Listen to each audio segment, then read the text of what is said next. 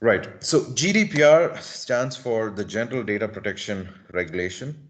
It is, in fact, the world's gold standard for privacy law. It came into effect active enforcement way back in 2018, May 25th, 2018 was when it was enforced. So, like you can imagine, it's been just 2 years since GDPR has been actively enforced. What is the strategic intention behind GDPR? You and I, we already know this very well. The grip that technology has on people's personal lives today, it's not what it used to be 5 or maybe 10 years ago. Today, as you and I are speaking, we are creating data as we go about our day-to-day lives, every second of our existence.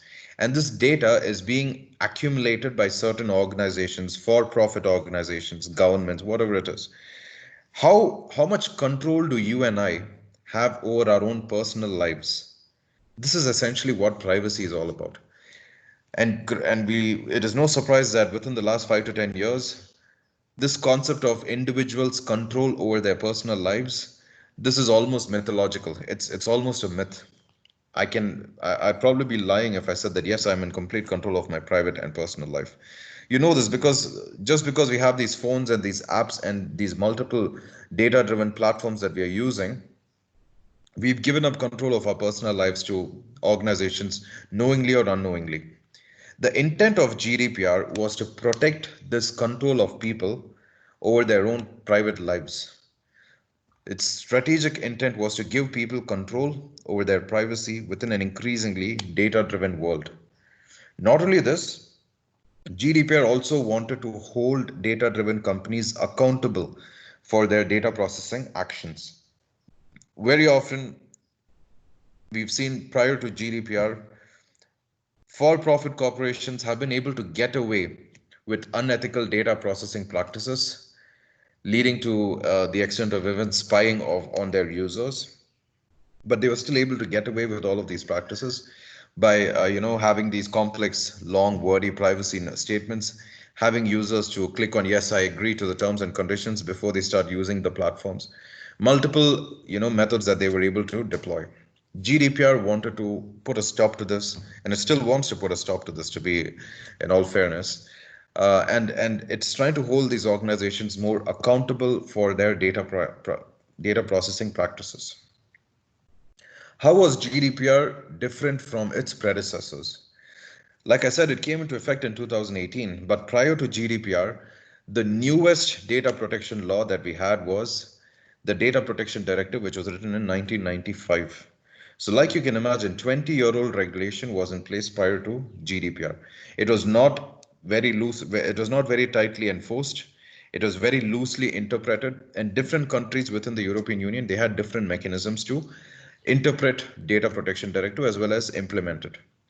GDPR, it is relevant to today's technology challenges. When I say technology challenges pertaining to privacy.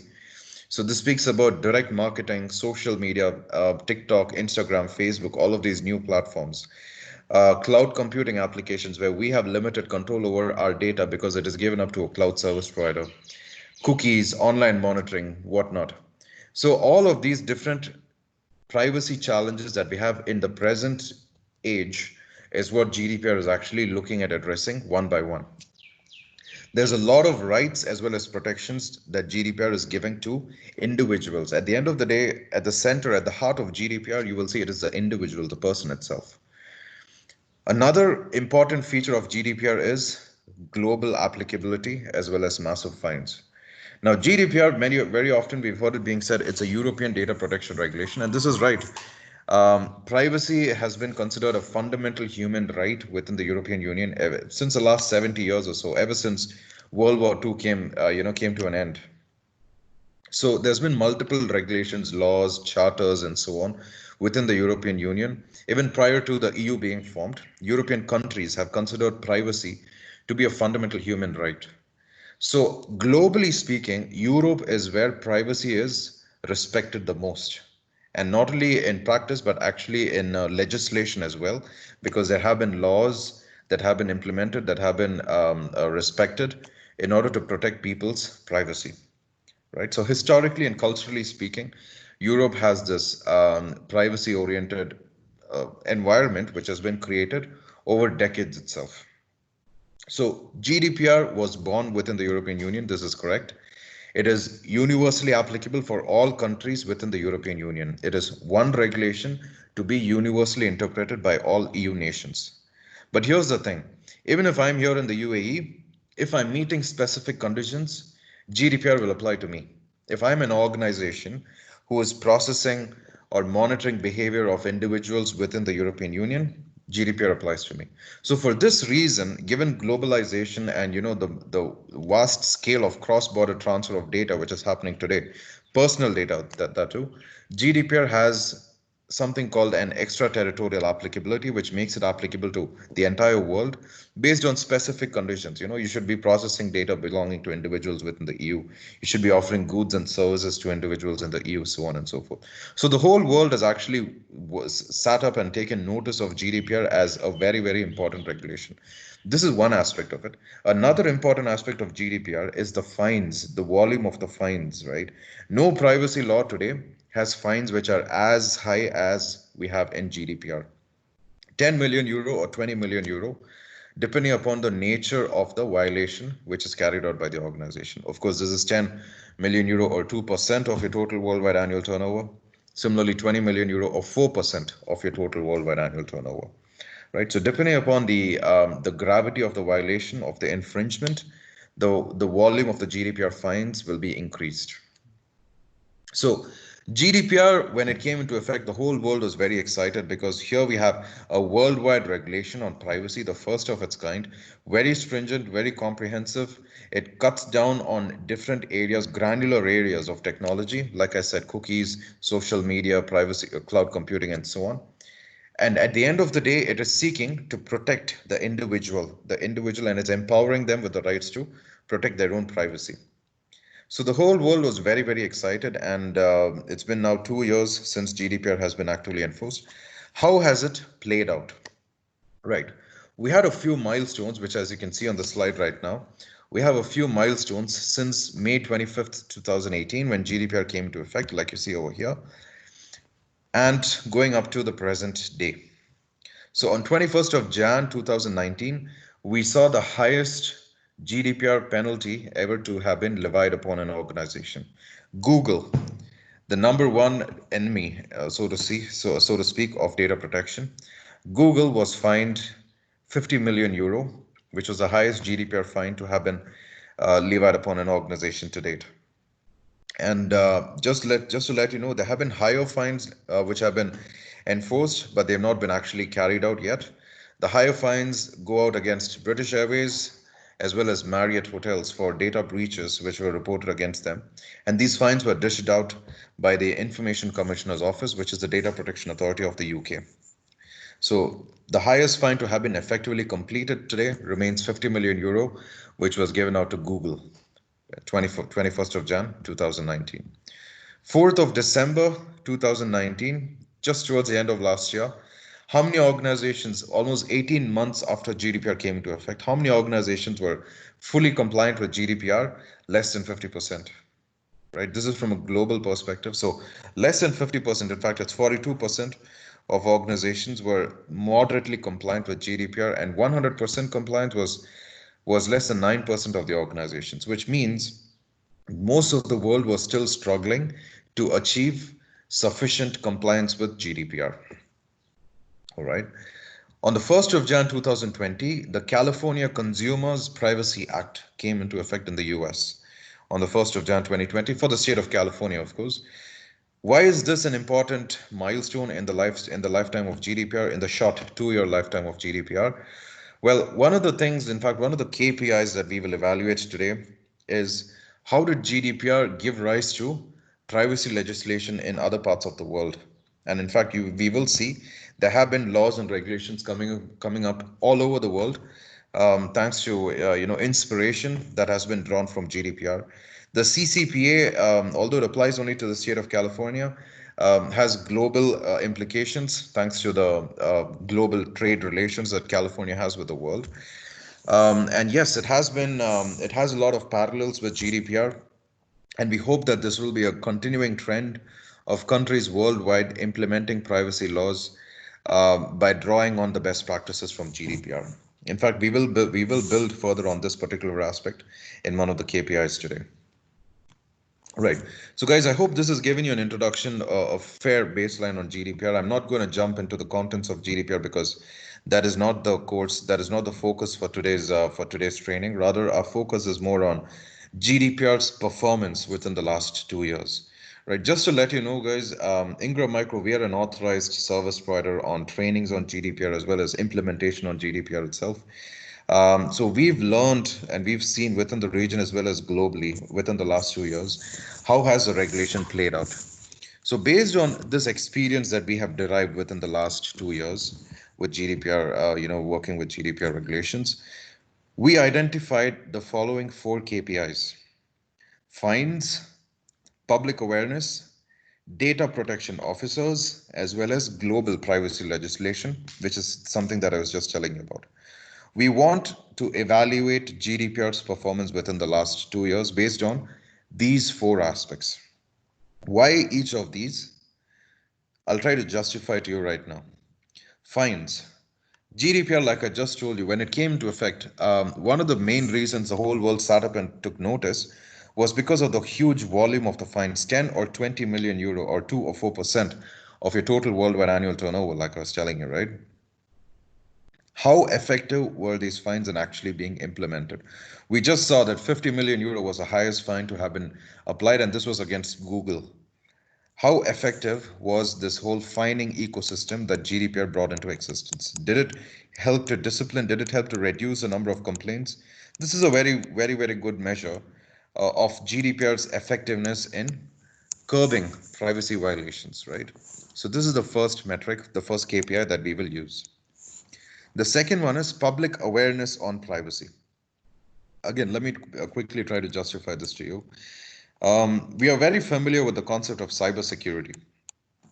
Security went through its own lifetime of evolution, and today security is it's something which everybody is more or less familiar with. At least we know the terms hacking, cybercrime, and so on. When you talk to the average end user of technology, right? But privacy is something which is still in its early stages of recognition. Talk to the average user of these apps, Instagram, TikTok, and so on, and you ask them, guys, do you know how much of your privacy you've given up to the company behind TikTok, the company behind Instagram, which is, of course, Mr. Zuckerberg and co. They don't seem to be really worried about it because these apps are from so-called reputed organizations, and they are being used by millions of users worldwide. So am I going to be really worried about my privacy? What rights of my private life have I given up by using these apps and so on? The average users are still not so worried, probably because they don't know the full gravity of the problem.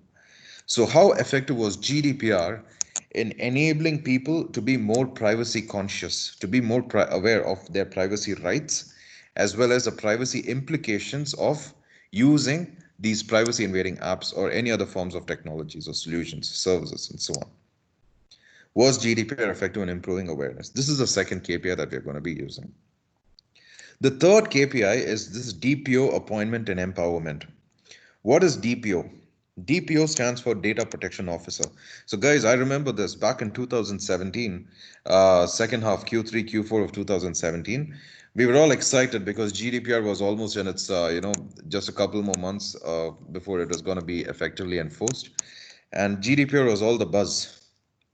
And one of the one of the key points of GDPR was this whole position of the Data Protection Officer, a new job description that GDPR is creating.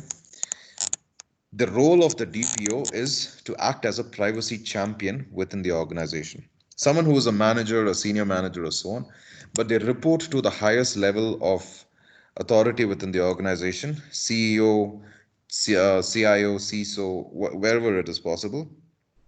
And they are responsible for building and maintaining the privacy program of the organization, this DPO. So it was a new position, and in fact, I remember back in 2017, there was forecast that 70 to 75,000 DPO jobs are going to be created only within the European Union. All right. So there was a lot of excitement around DPOs, and organizations were running left, right, and center to create these jobs and to fill in these positions. Within the last 2 years, how many such organizations actually went out and appointed a DPO? Not only did they give them the necessary power, the necessary empowerment to carry out their job, which is GDPR, promotion within the organization, GDPR implementation within the organization. This is another KPI that we will use to evaluate GDPR. And the last one is, of course, something which I briefly discussed earlier today. How effective has GDPR been in bringing about privacy legislations for countries around the world? Because let's take the example of the Philippines, for example. They've seen that GDPR is good. Why not have something similar to this for their own country? Have they done this? How many such countries have done this? This is another way in which we will evaluate GDPR's performance within the last 2 years. So 4 KPIs, which I hope to discuss with you, and we will also break down and dissect within the next few minutes of the session. And we're really excited to go forward. Let's get right into it. So we're going to start first with fines. What is the fining landscape of GDPR? So guys, it doesn't mean that if I've carried out a GDPR violation, I'm automatically entitled to a fine of 10 million euro. This is not how it works. Depending upon the nature of the violation, the seriousness, the number of individuals who have been impacted by the violation, as well as how cooperative is this organization, the violating organization, how cooperative is it with the investigating authorities. All right, when I say investigating authorities, I have to clarify on this. GDPR, in the whole world of GDPR, we have one enforcing organization for every single European country. This enforcing organization is what we call the Data Protection Authority, the DPAs, or the supervisory authorities, right? So these DPAs, every country in the European Union has one DPA. So we have 28 DPAs. These DPAs are responsible, they are the government bodies, of course, but they are responsible for enforcing and monitoring compliance with GDPR within their respective countries.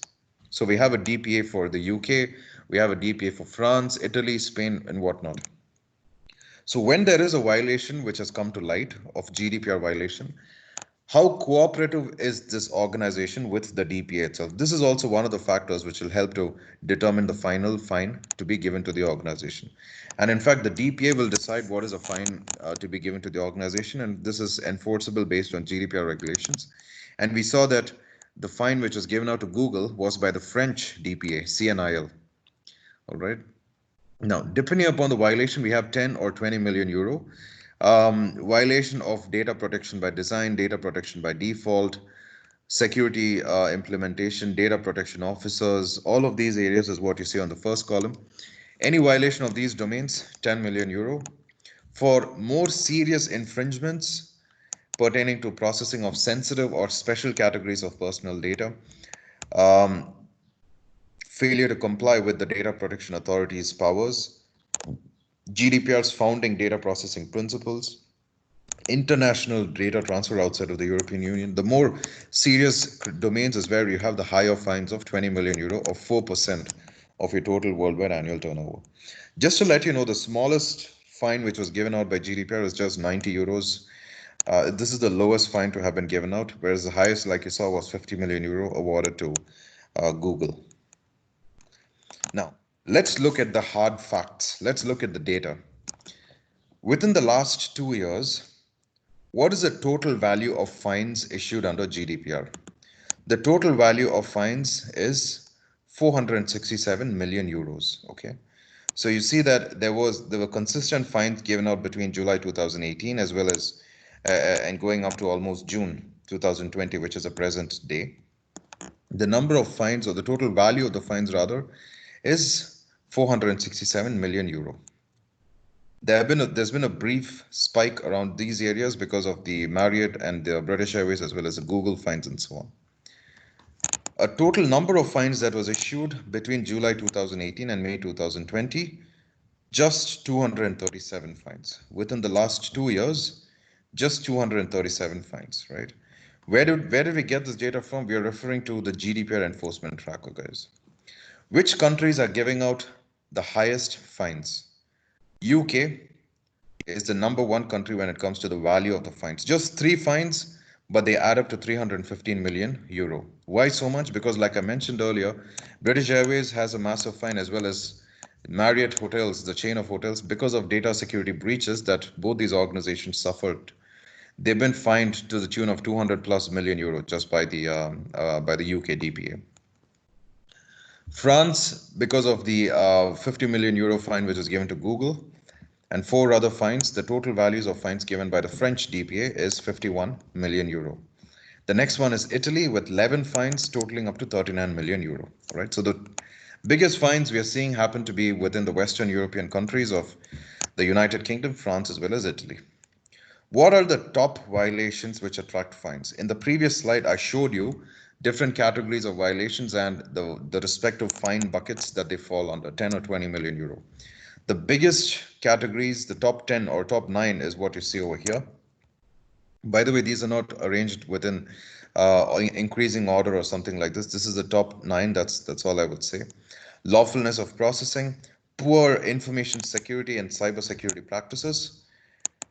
By the way, just to let you know, guys, security is considered to be a subset within GDPR. With Article 32 of GDPR tells you should have information security in place, data security practices in place. So you can have security without having privacy, but you cannot really have privacy until you have proper information security. All right. Data processing principles, data subjects' rights, data protection officers, and so on. So multiple areas we've seen they've actually attracted GDPR violations, GDPR fines. We are not seeing the areas of consent management, of cross-border data transfers, etc. These are also other violations which can attract fines, but they are not falling within the top 9. Now, one of the things to bear in mind, only 237 fines have been issued, right? Now let's try to derive some insights from this data. 237 fines were issued between July and May 2020. How many complaints were given within the similar time period? Between May 2018 as well as 27 January 2020, 161,000 violations of personal data breaches have been reported. 161,000 incidents of personal data breaches have been reported. Right? If you look at the previous slide, I told you top 9 violations which were fined. Data security breaches was just one of them. In that one category, we have 161 cases which have been reported, whereas in a total, only 237 fines have been enforced, which is a fraction, a very, very small fraction of the total number of cases which were reported, which means the backlog of cases reported to the DPAs is very huge. It's very high. The number of cases that have been closed is very, very less, very small compared to the total number of cases, number of violations reported. Why is this happening? One of the inferences that we as Ingram Micro we can make, the data protection authorities are not adequately staffed. In fact, if you look at the data, guys, the UK ICO, it only has 500 employees, 500 to 600 employees, whereas the whole population of the United Kingdom is 66 million. So for 66 million people who are protected under GDPR, you have 500 to 600 employees managing their data protection rights. In fact, half of the data protection authorities within the European Union, their annual budget is less than 5 million euro, which is not high at all. So data protection authorities, they are underfunded, they are understaffed. They are not adequately empowered to handle GDPR related complaints. This is one inference that we can draw. The second observation that we are making is over here. How many fines have been issued against the big tech companies? What do I mean by big tech? When you talk about data, your conversation is not complete unless you have mentioned the top 5, FAGMA, Facebook, Amazon, Google, Microsoft, as well as Netflix, right? So unless you mention these, and of course Apple as well, unless you mentioned these organizations within the context of data protection, your data protection discussion is not considered complete. These organizations have more data between themselves about pretty much every individual within the whole world than any other group or exclusive group of organizations, so to speak. How many such organizations have been effectively fined under GDPR? The answer is only one, which is Google, right? So Facebook, Apple, Microsoft, as well as Amazon, they are yet to see significant fines under GDPR.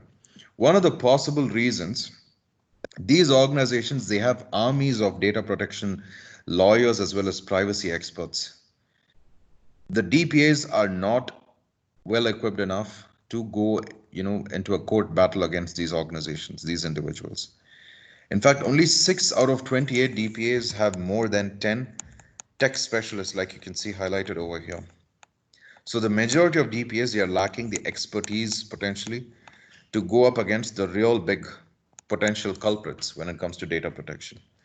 So DPAs are not adequately staffed, they are not adequately funded, they don't have sufficient number of employees, as well as they're lacking in potential expertise as well. These are some challenges that we've seen DPAs are facing within the last 2 years of GDPR's enforcement. So overall performance in summary, not so good. The next KPI for our discussion today is public awareness on privacy. How effective has GDPR been in improving people's awareness on privacy within the last 2 years? If you think about people, guys, within the context of privacy, privacy is centered around the person, the data subject itself, like you see over here. And GDPR's objective is to protect these individuals. If people are not aware, GDPR is not going to succeed, because unless an individual is willing to be forthright, he or she is willing to come up and report violations against their own data protection rights, those rights are not going to be protected. So what do I mean by these rights? GDPR has given every data subject specific rights. Right to be informed of personal data being collected, right to request a copy of their data, of their personal data. This is what we call the data subject access rights. If I've given up my data to Facebook, I have a right to contact Facebook and tell them, guys, I want a copy of all my data that you have. And in fact, you have this provision today in Facebook where you can download all your data, all your status updates, your photos, everything that you put up on Facebook. You can download this through the app itself. If there's any breach of the personal data, they have to be informed. And if there's any cross-border or international transfer of personal data from within the EU to outside of the EU, they have a right to be informed, as well as they need to give their consent to this cross-border transfer of personal data. You're taking people's personal data from Italy and you're sending it over to a call center which is located in Africa, let's say. You will have to let them know that you're going to be doing this, and they need to give their consent to this. So multiple rights for data subjects. And not only this, GDPR would obviously have some expected duties or expected behaviors for the data subjects as well. First of which is they need to be more aware of these rights. And when from this awareness, they should have some privacy centric or privacy conscious behavior, which means they read privacy statements rather than just clicking onto I agree to all the terms and conditions. If there's any violations that they are made aware of, they need to report these violations to data protection authorities. Now, how has public awareness on privacy, public awareness on GDPR itself evolved within the last 2 years? The numbers are not so scary. They're actually, in fact, encouraging. You see that 73% of Europeans have heard of at least one right that GDPR is giving to them. So at least one right they are aware of. This is a very encouraging statistic right here. So this means people are more likely to be aware of privacy, more likely to behave within privacy-centric mechanisms when they are downloading and using apps which access their personal data. Another interesting and encouraging statistic, more than half of the data subjects within the European Union, they know who their national data protection authority is, which means people within France, they are aware of the CNIL, which is the French Data Protection Authority. Within Spain, they are aware of AEPD, which is the Spanish Data Protection Authority, and so on. So more than half, which is 57% of EU data subjects, they know who their national data protection authority is. So this means this is good as well, because when they know who the organization is, they probably know how to contact them. And when they see there's a violation, they know what to do. They know who to speak to. Not only this, these DPA websites are a very, very rich source of privacy related information. There's a wealth of information that you'll see. For example, if you visit the UK ICO's website, information on GDPR, information on privacy rights, and so on. So unless they know who the DPA is, they will not know their privacy rights. Their overall awareness on privacy itself would not work out so very well. All right. So from the public awareness perspective, signs are encouraging. The next KPI is the data protection officer. I mentioned to you earlier today, guys, DPO is a position which was created by GDPR. He or she is supposed to be a privacy champion, an expert on data protection who is acting independently, reporting to the highest level of management, and is advising the organization on their GDPR related obligations.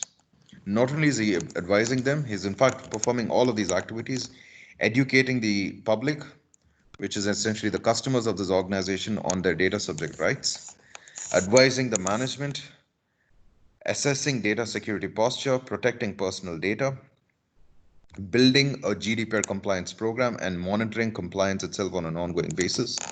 If something goes wrong, there's a breach, for example, he will notify the data subjects, and also he will cooperate with the data protection authority. He or she, doesn't matter, right? So DPOs, they report to the highest level of management. They have full independence within their role and are empowered. They should be empowered under GDPR to act independently with no conflicts of interest.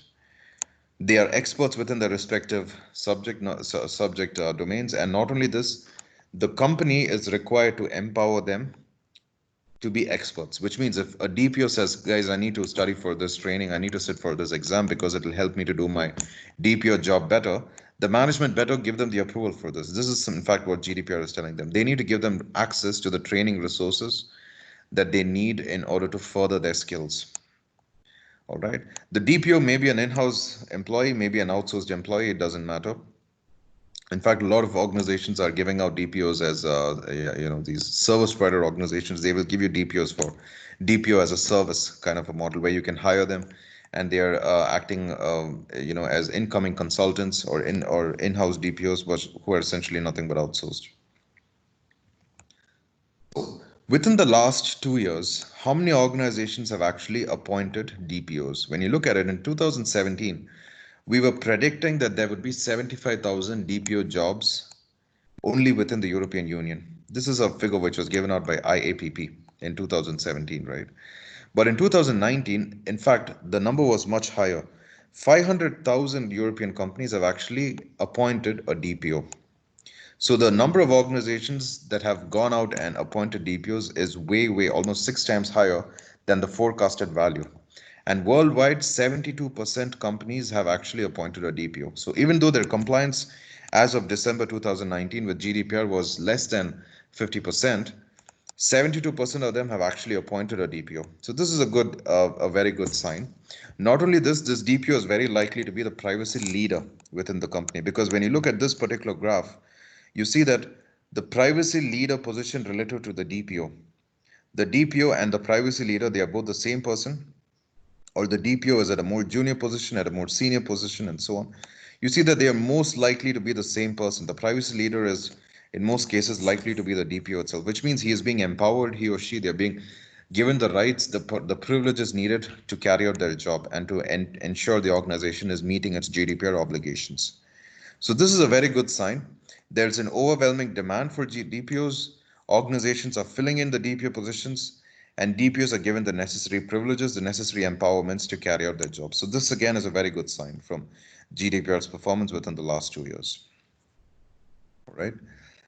Last KPI, how has GDPR inspired global privacy legislation? Now, guys, we saw at the beginning of today's presentation, GDPR is the toughest privacy regulation in the world, and in fact, it is considered the golden standard for privacy implementation worldwide itself, right? GDPR is a European Union regulation, there's no doubt about this, but it has worldwide applicabilities, worldwide implications. How has it inspired other countries all over the world to sit up, take notice, and take action, build a privacy program for their own countries, for their own constitution, and for their own citizens? How many countries have actually done this?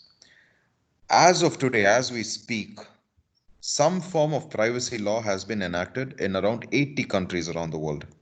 80 countries, some form of privacy regulation, privacy implementation. This is not bad at all. It's a very encouraging sign.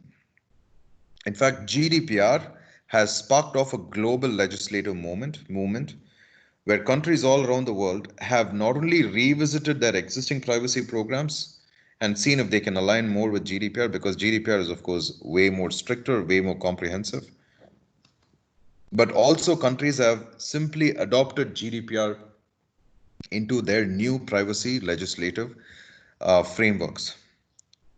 All right. Not only this, even if a country doesn't have a privacy law, simply because of GDPR's extraterritorial clause, it has improved the privacy landscape of countries globally because they need to comply with GDPR just to maintain economic ties with the European Union. Let's look at some examples. Post GDPR privacy laws, which means within the last 2 years, 2019 and 2020, within the last 2 years, what countries have actually gone out and implemented privacy laws similar to GDPR? This list is not exhaustive, guys. Let me be very clear on this. Some countries is what you see over here, not the entire list. But you'll see interestingly that you don't have the more advanced nations of the world. You don't see Canada, Australia, Japan, Hong Kong, and so on in this list because these countries already have privacy laws in place. Canada has the PIPEDA. Hong Kong as well have their own personal data protection bill and so on. We are not looking at these countries in this list. We are looking at countries who either did not have a data protection mechanism in place or they did, but at the end of the day, looking at GDPR, they've sought to mirror it or they've sought to improve their existing data protection landscape. Within the US, the privacy protection landscape is very, very complex. We have one example of the CCPA, which is a state regulation on privacy itself, but it has, of course, global implications. But then you already have privacy laws within the US, which apply to specific sectors of industry. Government has their own privacy regulations and so on. CCPA just came into effect in Jan 2020. It has a few similarities to GDPR. It's definitely the regulators have drawn inspiration from GDPR. This is evident when you read the regulation, when you read the CCPA. Brazil had the LGPD, which is in fact drawing a lot of similarities to GDPR. It was supposed to come into effect this year, but of course with COVID-19, the government decided to postpone it to May 2021. In India, the Personal Data Protection Bill was enacted in December 2019. Few similarities to GDPR, not so heavy. Whereas Thailand's Personal Data Protection Act came into effect just last month rather, May 2020. Lot of similarities to GDPR.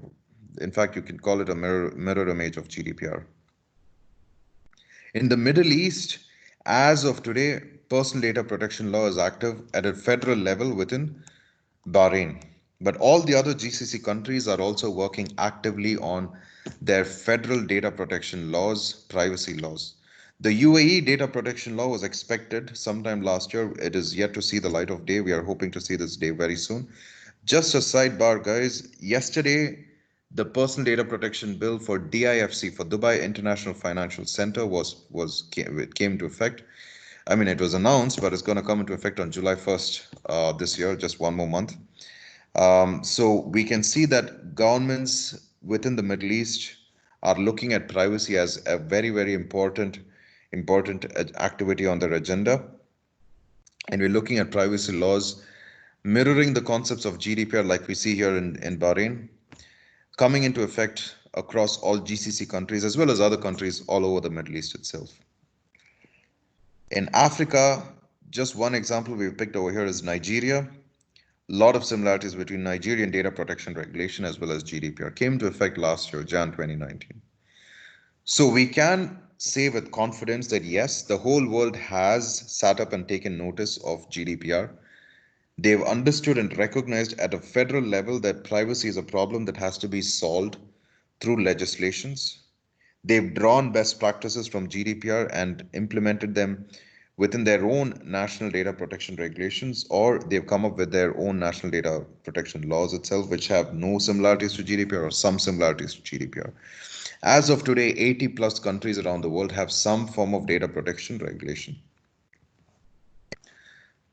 Guys, in summary, we've covered the 4 KPIs: fines, public awareness, DPOs, as well as global privacy legislation based on GDPR.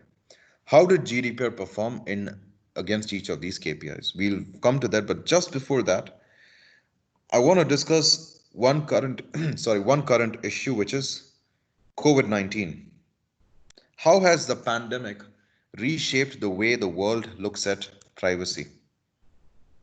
If you think about it, guys, the fundamental principle of privacy is individuals have a right to protect their personal data. If someone is infected with COVID-19, this is absolutely 100% sensitive personal information or personal data, so to speak. If this person is going to keep this information protected about themselves, this is not going to help the country curb the spread of COVID-19. You want to keep COVID-19 under check, you need to know how many people have been infected. And the more this information is shareable, the easier it is to control the spread of the pandemic. So, privacy, many organizations, many countries, governments, and individuals have looked at privacy as something which is against the entire philosophy of controlling or curbing the spread of the pandemic. This may or may not be true. Let's try to analyze further through this section. When it comes to data sharing and data management within COVID-19, what are the top concerns in relation to privacy? As organizations are resuming their normal operations, as more and more businesses are reopening, employee health monitoring is going to be carried out on a more and more increasing scale. Not only this, the employees who are working from home remotely, right? These employees, their activities are going to be monitored more and more closely. So there you have it. Just in the context of employer and employee relationship, you have two major privacy concerns. Those who are sitting at home, they're going to be monitored more increasingly. This is bullet point number 1 that you see here. Those who are coming to office, their temperatures are going to be checked. If at all there's any symptoms of COVID-19, there's going to be further investigation by the company because they have to know this and they need to protect the rest of the employees as well. So you have another privacy concern for the employees over here. The second bullet point that you see over here is if there is any data subject request in relation to sharing COVID-19 related information, how do you understand the privacy requirements? How do you understand the rights of these data subjects under these contexts? The challenges that privacy and data protection have brought about within the aftermath of COVID-19 within the last 2 to 3 months, we are now coming to terms with them. And we've seen that some countries have decided not to deal with these challenges. The example is that of Hungary, which just a couple of weeks back announced that they are suspending some of the data subjects' rights under GDPR. In fact, data subjects' right to access personal data, right to erase personal data, these 2 points that you see over here, these are being paused because as of March 2020, Hungary declared that they are under a state of emergency because of the pandemic. And under this particular, unique circumstances, it is not possible for them to respond to data subject access rights within the stipulated time frame of 60 days. It's not a priority at this point for the government. Not only this, data subjects right to erasure, which means I can ask a company to delete data about myself.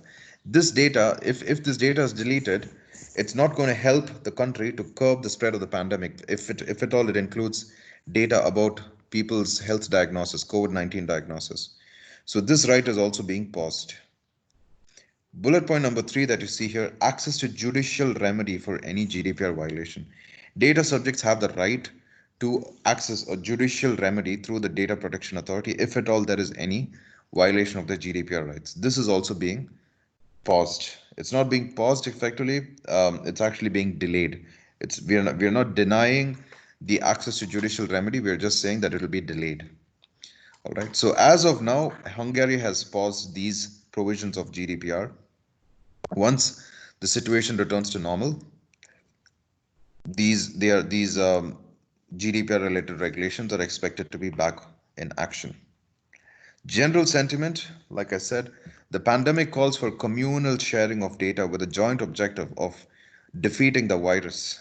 Privacy is not a priority. Privacy likely goes against this objective, if you think about it. Another key phrase that we've heard being used lately is that of contact tracing apps. Contact tracing apps have been developed by governments all over the world and the respective residents and citizens of their countries have been asked to download these apps. This is again to help the government to control the spread of the pandemic. Different countries have different apps, which you see here on the list. Apple and Google have pledged to develop a global contact tracing platform, which will protect the privacy of individuals. Within the European Union, we have multiple projects for contact tracing. Within India, we have the Arogya Setu app. South Korea, we have Corona 100 meters and Corona map itself, and Singapore, the Trace Together app. Different apps have different rules for protecting the privacy of the citizens and the individuals. When I say privacy, there are two parameters which I'm reporting over here. The first one is if a user has been tested positive in terms of COVID-19, will the app ask them for their consent before notifying the appropriate health authority within this country? The consent is required in the US and EU, but not in the other countries. Even without getting the consent, the health authority will be notified. So the next question is, when they are being notified, will they retain the anonymity of the affected individual, the corona positive cases? Will their identities be kept anonymous? In all the cases, we are seeing that it is yes. In South Korea, the answer is no. I do apologize. This should be in red color. All right. So how does these contact tracing apps work? Well, two individuals, they download the app on their phone, and when they come within proximity of each other, the apps, they exchange some keys through Bluetooth with each other.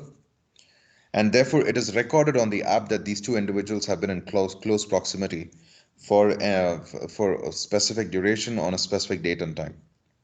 Now, if one of these persons tests positive for COVID-19, he is required to update that on the app.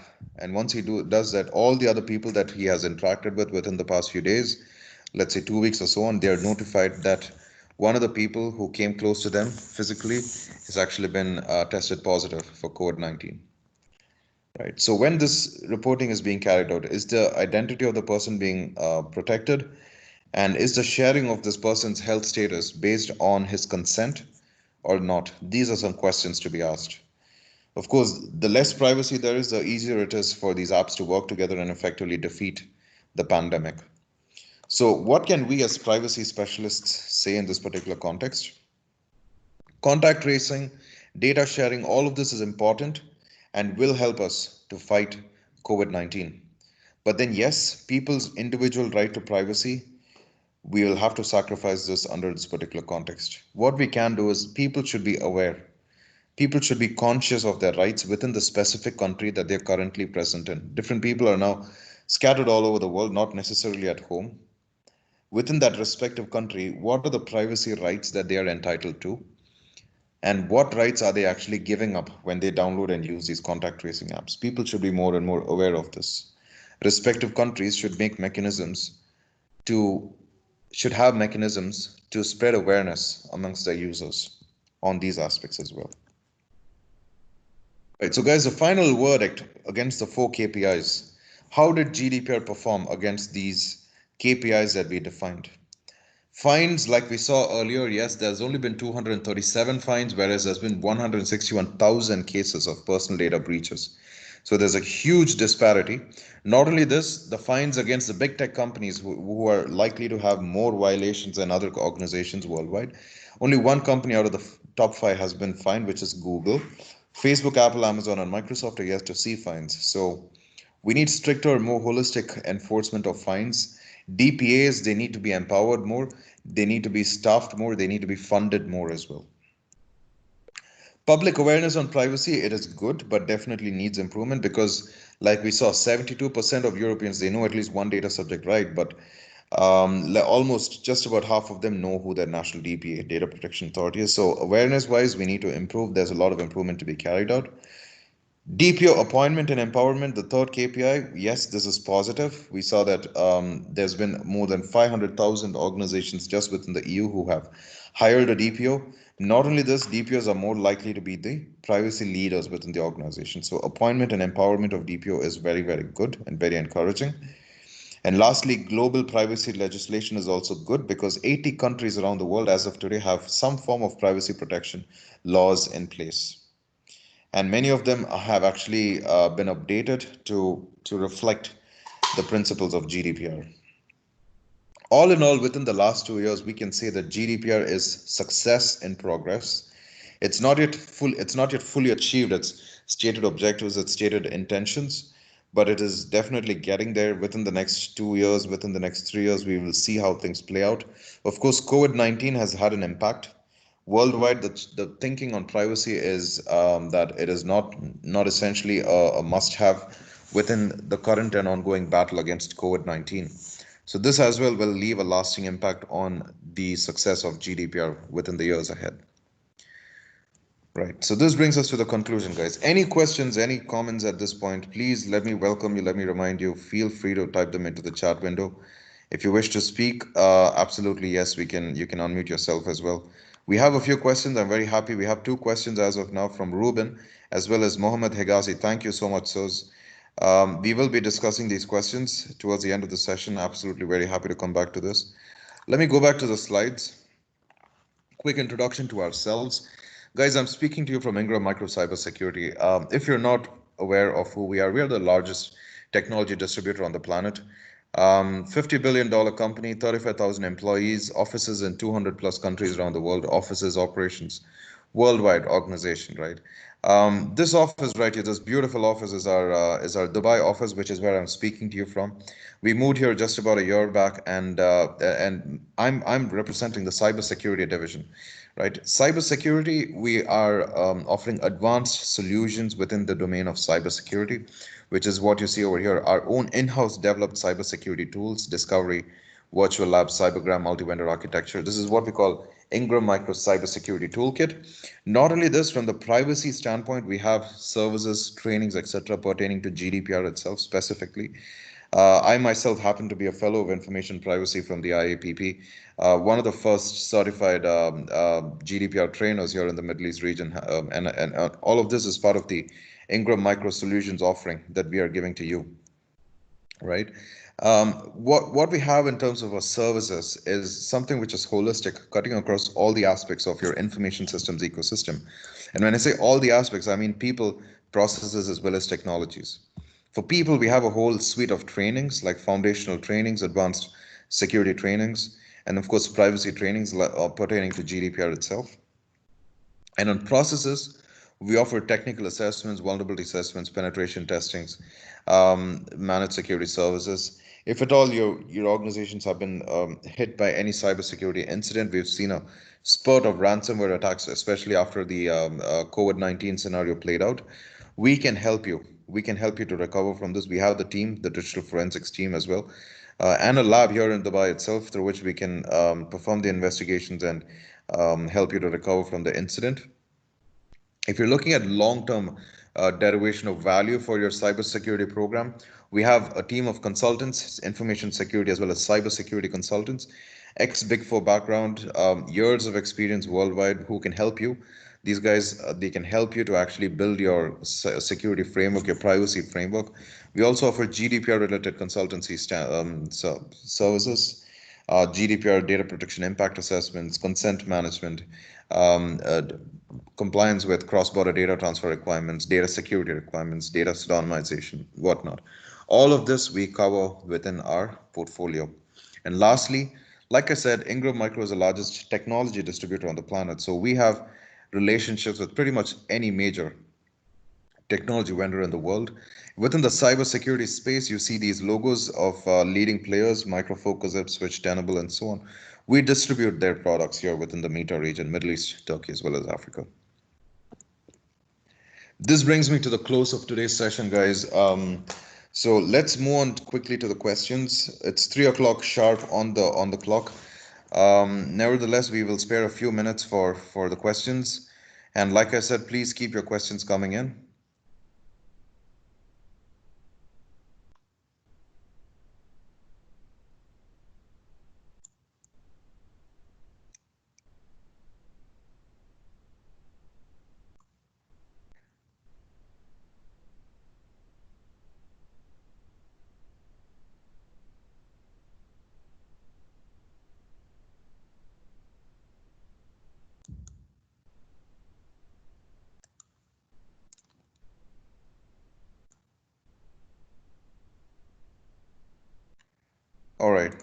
The first question is from Mr. Mr. Miss S. Share your thoughts on any industry professional certifications for GDPR. Only 9% of companies have actually implemented GDPR. So yes, thank you so much for this question. The best certifications that organizations or individuals can pursue around GDPR are those given by the IAPP, International Association of Privacy Professionals. IAPP certifications pertain to individuals, they don't pertain to organizations. So if you wish to be a data protection officer, these are the certifications from IAPP, CIPPE as well as CIPM.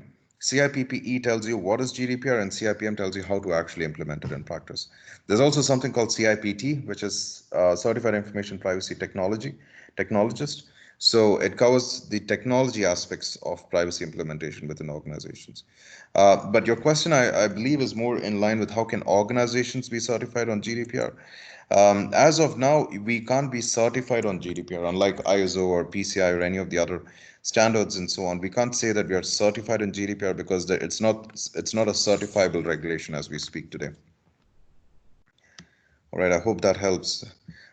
Certification requirements for DPO jobs. This is what I've mentioned now would be the CIPPE as well as CIPM certifications. In fact, there was a study from Oxford University a couple of years back which said that the most relevant certifications for a DPO to hold would be CIPPE and CIPM because CIPPE tells you what is GDPR and CIPM tells you how to actually implement privacy within your organization. So you know what it is and you know how to do it. So these two certifications from IAPP are the most respected, the most relevant ones to have.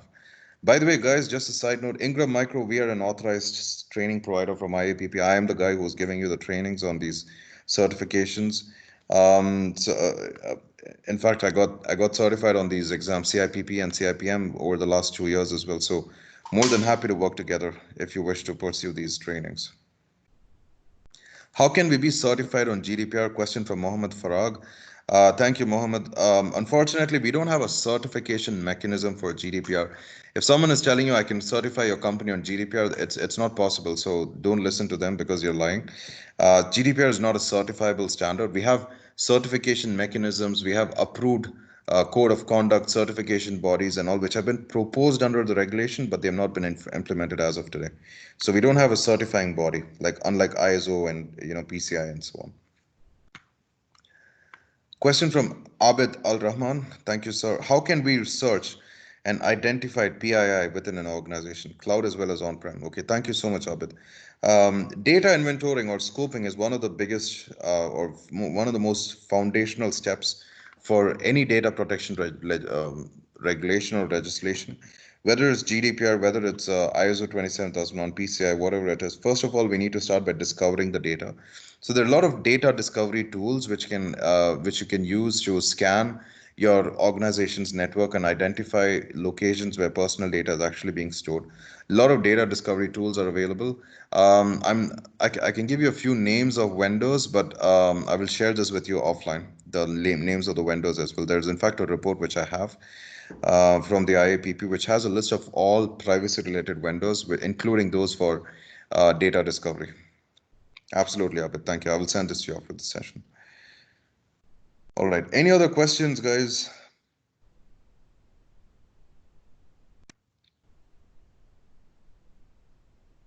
All right.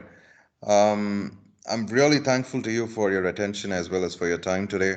Bear in mind, Ingram Micro is doing weekly webinars, weekly trainings. Just follow our LinkedIn pages. Follow our YouTube channel on Ingram Micro Cybersecurity. You will see the recordings of this session as well as all the previous sessions. You will also be notified about upcoming trainings and sessions and whatnot. On behalf of the entire team, let me thank you for being here with us today. We hope the session was useful and that you were able to learn more about GDPR. And if it has spiked your interest in GDPR, we really would have achieved our purpose. Thank you so much. Stay safe within the ongoing situation and take care, everybody. Thank you so much. Thank you.